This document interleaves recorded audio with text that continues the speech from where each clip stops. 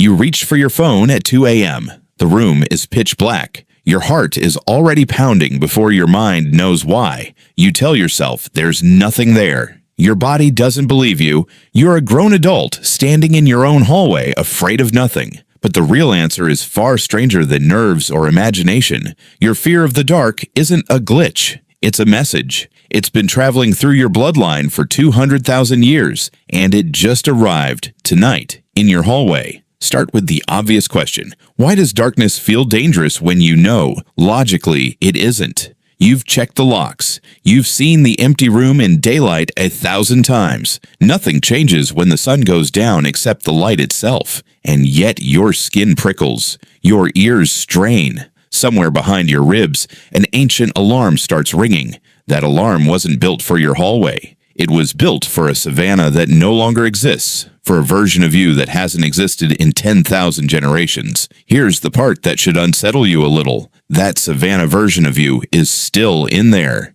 Your brain didn't get a software update when humans built houses and streetlights. It's running the same code it ran when your ancestors slept in shallow caves with predators circling outside. Neuroscientist Joseph LeDoux spent decades mapping exactly how fear moves through the brain, and what he found was almost embarrassingly simple. A part of your brain called the amygdala doesn't wait for your conscious mind to analyze a threat. It reacts first and asks questions later. In the dark, when your eyes can't confirm safety, the amygdala assumes the worst by default. Not because it's broken, because assuming the worst kept your ancestors alive. Think about what that means.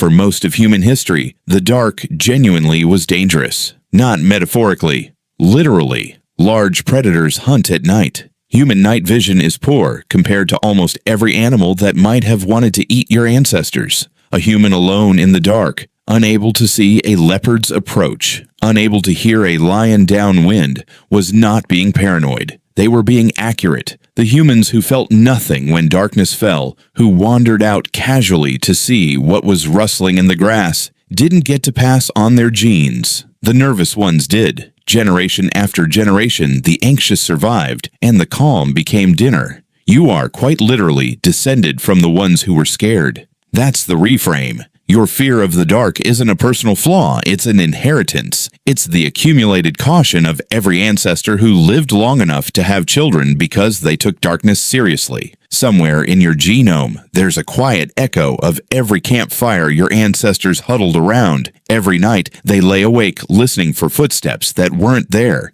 and sometimes were. But here's where it gets stranger. This fear didn't stay locked to physical danger. It became something bigger, something psychologists have been studying for over a century. In 1897, an American psychologist named G. Stanley Hall conducted one of the first formal studies into what people are afraid of, cataloging thousands of reported fears from children and adults across different cultures. Fear of darkness appeared again and again, near universally, regardless of whether the person had ever actually encountered danger in the dark. Hall noticed something curious. The fear wasn't really about darkness itself. It was about uncertainty. Darkness removes information, and your brain, it turns out, would rather imagine a threat than tolerate not knowing. Sit with that for a second. Your brain treats uncertainty itself as dangerous. Not the monster under the bed, the not knowing whether there's a monster under the bed. This is why a creaking floorboard at night feels sinister, but the exact same sound at noon barely registers.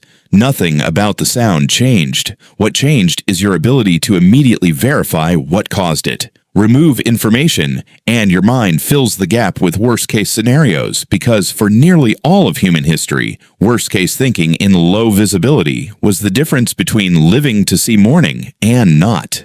Now here's the twist, the part most people never think about. You'd expect that after thousands of years of artificial light, streetlights, phone flashlights, glowing screens in every room, this fear would have faded. It hasn't. If anything, something else has happened that nobody designed on purpose. In 2015, sleep researcher Jerome Siegel at UCLA led a landmark study observing 3 modern hunter-gatherer societies: the Hadza in Tanzania, the San in Namibia, and the Semaine in Bolivia, groups living without electricity, much like humans did for most of history. What his team found upended a common assumption. These groups didn't sleep in one long, unbroken block through total darkness. Terrified and huddled, they had rituals: fire, conversation, mus.